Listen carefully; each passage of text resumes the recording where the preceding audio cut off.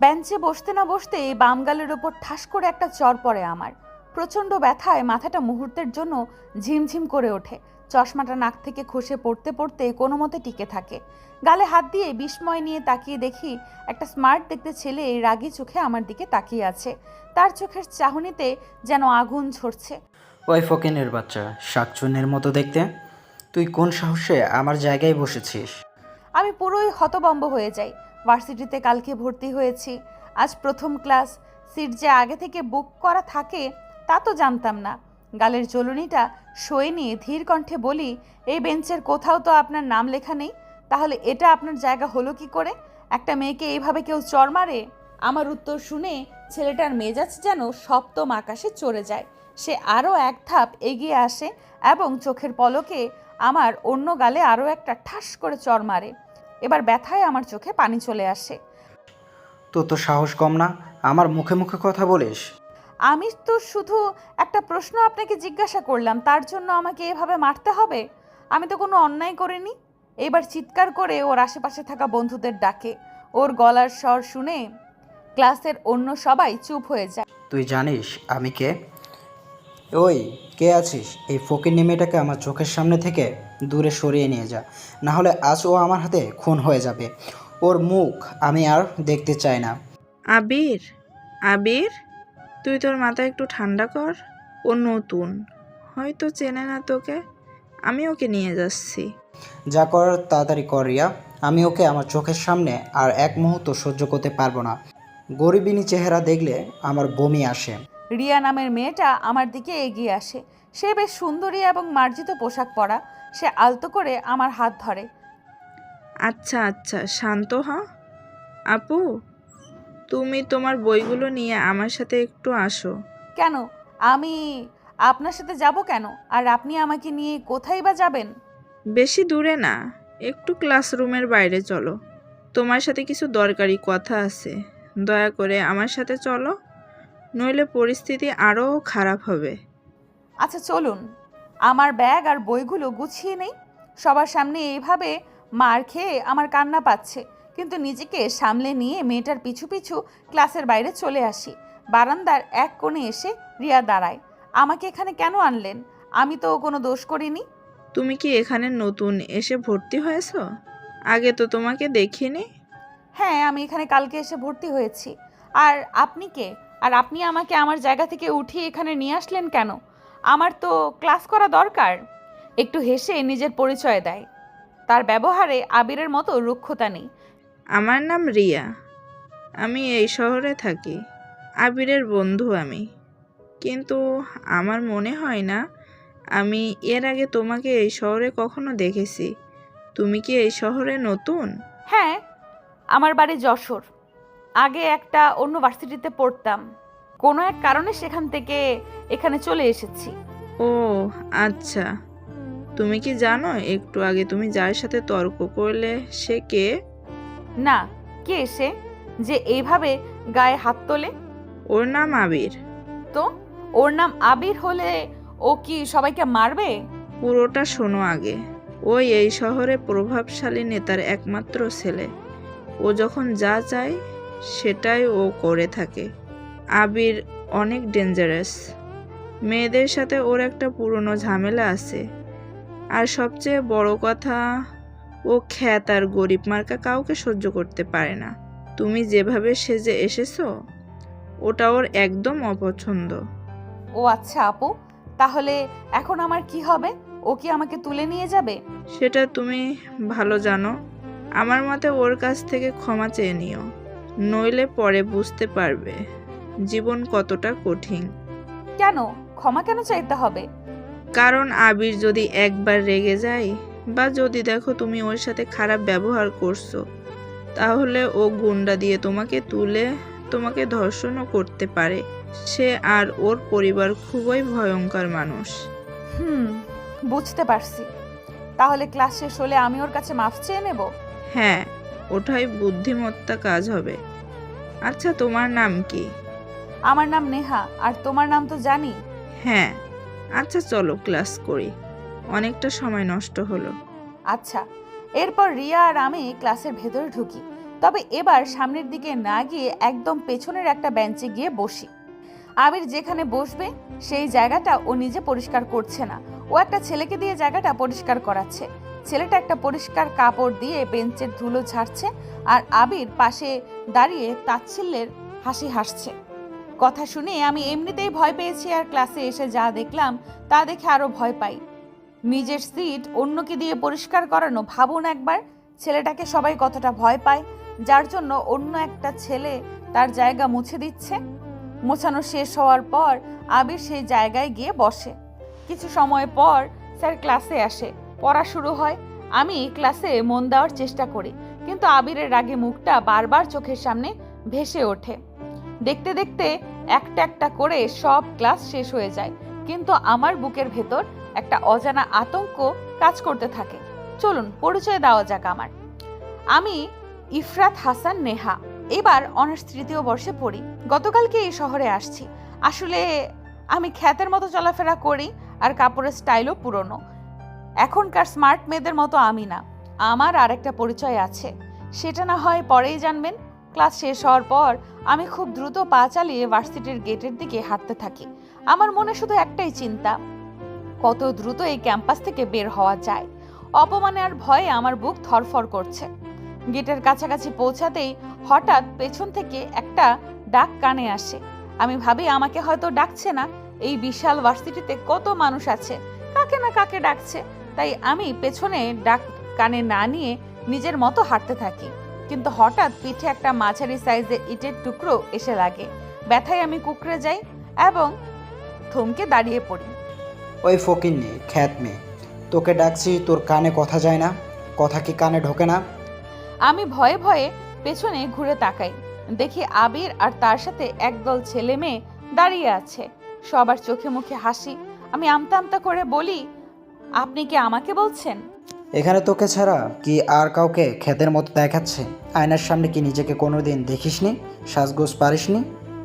আবিরের কথা শুনে ওর আশেপাশের বন্ধু বান্ধবীরা হো হো করে হাসতে শুরু করে। আমি মাথা নিচু করে নিশ্চুপ দাঁড়িয়ে থাকি। অপমানে আমার পৃথিবীটা যেন দুলে ওঠে। ওই খ্যাত মেয়ে, ওইখানে মূর্তির মতো দাঁড়িয়ে থাকবি নাকি এখানে আসবি? আমি থরথর করে কাঁপতে কাঁপতে আবিরের কাছে গিয়ে দাঁড়াই। ওর সামনে দাঁড়াতেই ও আমার দিকে তাচ্ছিল্যের নজরে তাকিয়ে বলে, আমাকে কেন ডাকলেন? কি রে ফকিন্নি গরিব মেয়ে, তুই এমনভাবে তোতলাচ্ছিস কেন? ভালো মতো কথা বলতে পারিস না, নাকি আমাদের দেখে ভয়ে ভাষা হারিয়ে ফেলেছিস? না না, আসলে আমি ভাবলাম। থাক, আমার তোর আসল আর নকলে শোনার কোনো দরকার নেই। তুই যে সকালে আমার মেজাজ খারাপ করেছিস, তার হিসাব এখন দিতে হবে। আসলে ভাইয়া, সকালের জন্য সরি, আমি সত্যিই বুঝতে পারিনি। তোর কোনো মাপ নেই, তোকে শাস্তি পেতে হবে। আবিরের সাথে তর্ক করার ফল কি হয় তা আজ হার হামেশাই টের পাবি। কি শাস্তি? এবারের মতো মাফ করে দেন প্লিজ, আমি আর কখনো আপনার সামনে আসবো না। গত রাতে প্রচুর বৃষ্টি হয়েছে, ভার্সিটির মাঠটা এখনো ভেজা, কোথাও কোথাও কাদা জমে আছে। আমরা এখন সেই ভেজা মাঠের মাঝখানে দাঁড়িয়ে আছি। তুই আজকে আমার সিটে বসেছিলি, আমি উঠতে বলার পরও তুই উল্টো আমার সাথে তর্ক করলি। তোর কত বড় সাহস! তোকে তার শাস্তি পেতে হবে। আমি এই ভার্সিটিতে নতুন এসেছি, তাই জানতাম না যে ওটা আপনার সিট। ক্লাসে এসে দেখলাম ওই জায়গায় কেউ বসে নেই, তাই আমি গিয়ে ওখানে বসে পড়েছি। আমি যদি জানতাম ওটা আপনার সিট, তাহলে কখনো সেখানে বসতাম না। দয়া করে আমাকে ক্ষমা করে দিন। ক্ষমা? সেটা তো আমি তোকে করেছি না পেতনি। ক্ষমা শব্দটা আমার অভিধানে নেই। বিশ্বাস করেন, আমি সত্যি বলছি, আমি জানতাম না যে ওইটা আপনার সিট ছিল। বিশ্বাস করুন প্লিজ। তুই সেখানে ইচ্ছে করে না ভুলে বসেছিস, আমি ওসব কিছু জানতে চাই না। আমি শুধু জানি তুই ওখানে বসেছিস, আর তোর এতটা সাহস যে তুই আমার মুখের ওপর কথা বলিস। এর জন্য তোকে কঠিন শাস্তি পেতে হবে। শাস্তির কথা শুনে আমার গলা শুকিয়ে যেতে থাকে। বুক ফেটে কান্না আসছে, কিন্তু ভয়ে তা গলায় আটকে যায়। শাস্তি? হ্যাঁ শাস্তি। ওই তোরা বলতো ওকে কি শাস্তি দেওয়া যায়? আবির তার বন্ধুদের দিকে তাকিয়ে প্রশ্নটা করে। সাথে সাথে এক একজন এক একটা অদ্ভুত আর কুৎসিত প্রস্তাব দিতে শুরু করে। না না আবির, তুই বরং ওর জামা পায়জামা একটু ছিঁড়ে দে, এই অবস্থাতে ও বাড়ি যাক। এইভাবে এক একজন এক এক কুরুচিপূর্ণ কথা বলতে থাকে।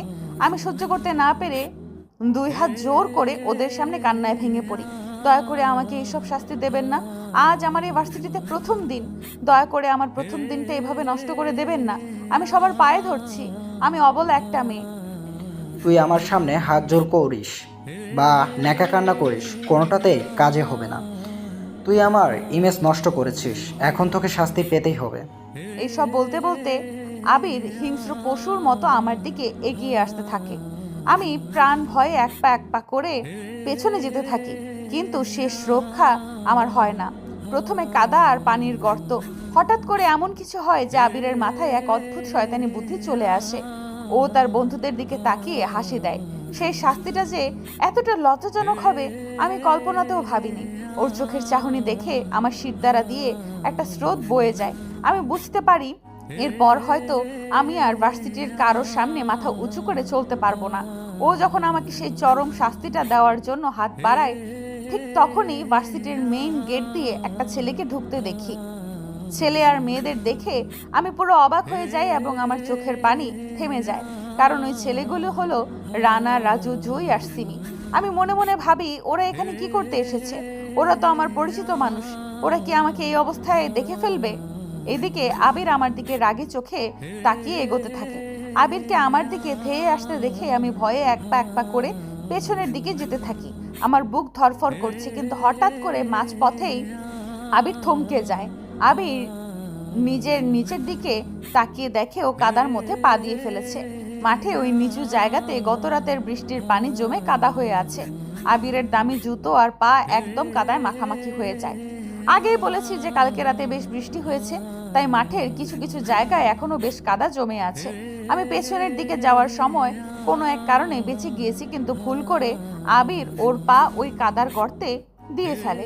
এটা আবিরের জন্য ভুল হলেও আমার জন্য একটা বড় অপরাধ হয়ে দাঁড়ায়। ওর মতো বেয়াদব ছেলের পা কাদায় নোংরা হওয়া মানেই আমার বিপদ আরো বেড়ে যাওয়া। আবিরের পায়ে কাদা লেগে গিয়েছে দেখে সেখানে থাকা ওর সব বন্ধু বান্ধবরা হো হো করে হাসতে শুরু করে দেয়। হা, ঠিক বলেছিস রিয়াদ। আবিরের এই দশা দেখে আমার একটা প্রবাদ মনে পড়ে গেল। কি প্রবাদ? নিজের পায়ে নিজেই কোড়াল মারা। হৃদয়ের এই কথা শুনে সবাই আবিরের ওপর আবার হাসতে শুরু করে। এদিকে আবির রাগে আর অপমানে মাথা নিচু করে দাঁড়িয়ে থাকে। হৃদয়ের বলা প্রবাদটি শুনে আমার খুব হাসি পায়। আমি নিজেকে নিয়ন্ত্রণ করতে না পেরে হঠাৎ ফিক করে হেসে দেই। আমার মুখে হাসির শব্দ পাওয়া মাত্রই আবির নিচ থেকে মাথা নিচু করে হিংস্র পশুর মতো আমার দিকে তাকিয়ে ঠাস করে একটা চড় মারে। তারপর বলে, খুব হাসি পাচ্ছে তোর, দাঁড়া দেখাচ্ছি তোকে মজা। আবির এগিয়ে এসে আমার গালে পরপর দুটো চড় মারে। আমাকে এইভাবে মার খেতে দেখে গেটের কাছে দাঁড়িয়ে থাকা জুই, রাজু, রানা আর সিমি যখন দৌড়ে আমার দিকে আসতে যায়, তখন আমি হাত উঁচিয়ে তাদেরকে ইশারায় থামিয়ে দেই। তারা আমার ইশারা পেয়ে সবাই ওখানে থমকে দাঁড়িয়ে যায়। ওরা বুঝতে পারে আমি এখন ওদের সামনে আসতে মানা করছি। না না, আমি হাসছিলাম না তো। হাসছিল তো ওনারা, আমি শুধু দেখছিলাম। তাহলে কি আমি ভুল শুনেছি? তুই হাসিসনি? হতে পারে আপনি ভুল শুনেছেন, আমি কেন হাসবো? তুই কি বোঝাতে চাস আমি কানে ভুল শুনি? আজকে তোর জন্য আমার পায়ে কাদা লেগেছে। আমি কি করলাম? আপনি তো আমাকে ধরতে আসছিলেন, তাই তো আপনার পায়ে কাদা লাগলো। এখানে আমার দোষ কোথায়? চুপ, একদম চুপ। তোর জন্য যেমন আমার পায়ে কাদা লেগেছে, তাই তুই নিজেই আমার পা মুছে দিবি। এটাই তোর আজকের শাস্তি। কিন্তু আমি তো কিছুই করিনি। আপনি তো হাঁটতে গিয়ে। আবার আমার মুখে মুখে তর্ক করিস? বুঝেছি, তোকে এভাবে বললে হবে না। অন্য সবার মতোই তোকে শক্ত হাতে শিক্ষা দিতে হবে। আবির একবার চিৎকার করে ওঠে। আমি ভয়ে একদম কুঁকড়ে যাই। না না, আপনি আমাকে আর মাইরেন না বা কিছু করেন না। আমি আপনার পা আর জুতো মুছে দিচ্ছি। তাড়াতাড়ি কর, দেরি আমার একদম সহ্য হয় না। আপনি একটু অপেক্ষা করেন, আমি কোথাও থেকে একটা কাপড়ের টুকরো নিয়ে আসি, তারপর আপনার পা পরিষ্কার করে মুছে দিচ্ছি। কাপড়ের টুকরো আনার কোনো দরকার নেই, এত সময় আমার হাতে নেই। তাহলে আমি আপনার পা আর জুতো মুছবো কি করে? কাপড় ছাড়া তো কাদা পরিষ্কার হবে। কেন, তোর মাথায় এত বড় বড় চুল আছে না? চুল দিয়ে মুছে দিবি। চুল দিয়ে? নিজের চুল দিয়ে আপনার কাদা মাখা জুতো মুছবো? হ্যাঁ, গ্রামের খ্যাতমে হয়ে এত বড় চুল রেখেছিস কেন? কখনো তো এগুলো কাজে আসে না। তোকে তো সুন্দর লাগে না, স্টাইল করে বাঁধিসও না। আজকে তোর এই চুল দিয়ে আমার পা আর জুতো মুছে দে। অন্তত তোর চুল আজকে তোর কোনো একটা উপকার করবে। কথাটা বলে আবির হাসতে শুরু করে। ওর বন্ধুরা সবাই আমার চুলের দিকে তাকিয়ে হাসতে থাকে। ও পাশে থাকা আমার সঙ্গীরাও রাগে কাঁপছে। আবিরের কথা শুনে আমি সাথে সাথে বলি, না না, আমি আমার চুল দিয়ে আপনার পা আর জুতো মুছে দিতে পারবো না। কি পারবি না মানে? কত বড় সাহস তোর! দাঁড়া দেখাচ্ছি। ওই তোরা ওকে ধর তো। কেন রে? ওর মতো গ্রাম্য আনস্মার্ট মেয়েকে ধরে কি করব? ওকে ধরলে তো আমাদের হাত নোংরা হয়ে যাবে। রিয়া আর তুই দুজনে মিলে ওকে নিচু করে জাতা দিয়ে ধরবি, আর একজন ওর চুল দিয়ে আমার পা আর জুতো মুছিয়ে দিবি। এটাই ওর আজকের পাওনা। আজকের মতো মাফ করে দিন, দয়া করে আমাকে ছেড়ে দিন। আমি মিনতি করি, কিন্তু আবিরের কানে তা ঢোকে না। ও যেন আজ আমাকে চরমভাবে অপমান করার পণ করে নামছে। এই 2 বছরে কারো কোনো দিন সাহস হয় নাই আমার মুখের ওপর কথা বলার, আর ওর কত বড় সাহস আজকে এসে আমার মুখের ওপর কথা বলে। ওকে তো এর শাস্তি পেতেই হবে। ওই তোরা ওকে ধর। আবিরের কথা শুনে আমি সেখান থেকে দৌড়ে পালানোর চেষ্টা করি, কিন্তু শেষ রক্ষা হয় না। আমার মতো সাধারণ মেয়ের পক্ষে 3-4 জন সুঠাম দেহের ছেলের হাত থেকে বাঁচা সম্ভব হয় না। অনেক হৃদয় আর মামুন আমাকে ধরে ফেলে। তারপর যা হওয়ার তাই হয়। আমাকে জোর করে হৃদয় আর মামুন আবিরের পায়ের সামনে মাথা নিচু করে ধরে রাখে। আমি শত চেষ্টা করেও ওদের বাঁধন থেকে নিজেকে মুক্ত করতে পারি না।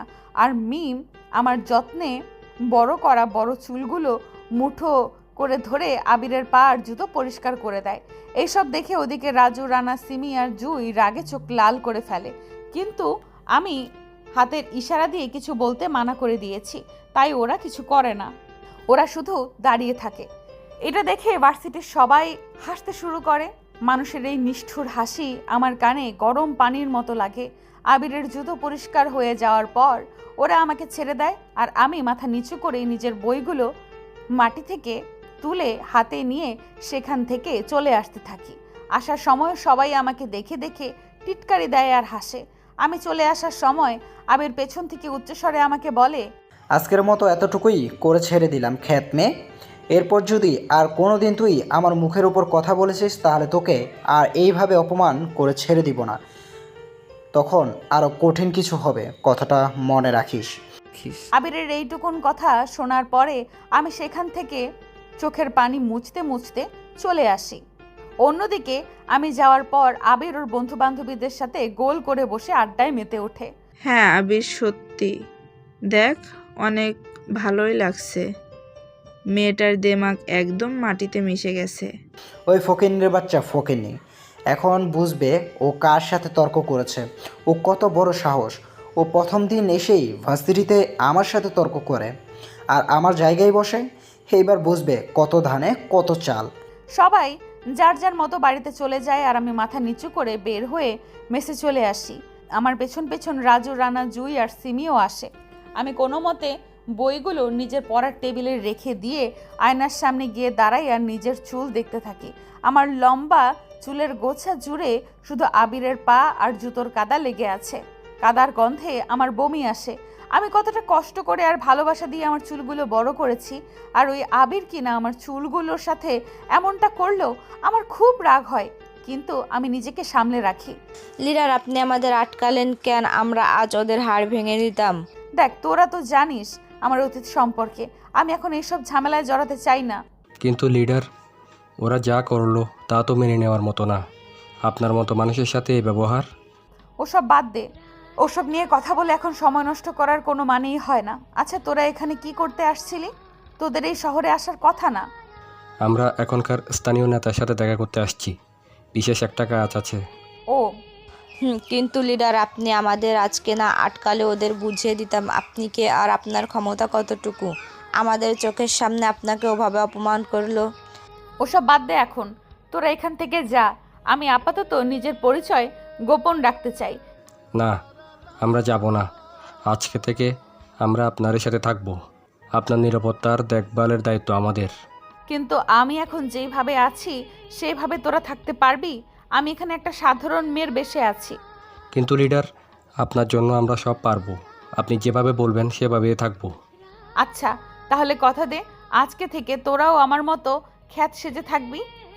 কেউ যদি আমাকে অপমান করে বা গালি দেয়, আমি যতক্ষণ তোদের কিছু করতে মানা করব ততক্ষণ তোরা কিচ্ছু করবি না। তোরা কি পারবি এই ধৈর্য ধরতে? আচ্ছা ঠিক আছে আপু, আপনি যখন বলছেন তখন তাই হবে। পরের দিন সকালে ঘুম থেকে উঠে তৈরি হয়ে ভার্সিটিতে যাই। আমি আগে আগে হাঁটছি আর রাজু, জুই, রানা আর সিমিকে পেছনে পেছনে আসতে বলি। ওরা সবাই এখন একদম সাধারণ পোশাক পরে আমার পিছু পিছু আসছে। ভার্সিটির গেটে ঢুকতেই আবিরকে ওর বন্ধুদের সাথে দাঁড়িয়ে থাকতে দেখি। আমাকে আসতে দেখে আবির বলে, জানিস রিয়া, আমি নির্লজ্জ মানুষ অনেক দেখেছি, কিন্তু ওর মতো নির্লজ্জ মানুষ দেখি নাই। কালকের অপমানের পরও কোনো মানুষের এখানে মুখ দেখানোর কথা না। তুই কার কথা বলতেছিস? ওই খ্যাত মেয়েটার কথা? আরে দেখিস না, কালকে ওই খ্যাতকে কত অপমান করেছি, তাও আবার নির্লজ্জের মতো ভার্সিটিতে আসছে। মনে হয় অপমানের গায়ে লাগে না। আরে তুই জানিস না, ক্ষেতরা এমনই হয়, এদের আত্মসম্মান বলতে কিছু থাকে না। ঠিক বলেছিস। আমি ওদের কথায় কান্না দিয়ে সোজা ক্লাসে চলে আসি। পেছনে থাকা রানা আর রাজুরা রাগে কাঁপছে। ওদের কথাগুলো আমার কানে আসছিল। দেখছিস এই ছেলের কি সাহস, লিডারকে খ্যাত বলে অপমান করে। আমার ইচ্ছে করছে এই ছেলেকে এখনই মেরে ফেলি, একদম মাটিতে পুঁতে দিই। লিডার, আমাদের মানা করার কারণে এই ছেলে বেঁচে গেছে, না হলে ওর হাড়গোড় আস্ত থাকতো না। ধৈর্য ধর, সময় আসবে। পুরো ক্লাসের সময়টা আমি পড়ার দিকে মনোযোগ দেওয়ার চেষ্টা করি। ক্লাস শেষে যখন আমি বাইরে আসব, তখন হঠাৎ আবিরের ডাক শুনি। এই খ্যাত মেয়ে, এদিকে আয়। জি, আমাকে ডাকছেন? তুই ছাড়া এখানে আর কেউ আছে নাকি যাকে ডাকবো? না, নেই তো। কি জন্য ডাকছেন? দেখ আবির, এই ছোট লোকের তোর সাহস কম না, তোর সামনে কেমন করে কথা বলে। ওদের সবার কথা শুনে আবির রাগে গজগজ করতে থাকে। আমার শান্ত ভাবটা যেন ও সহ্য হচ্ছে না।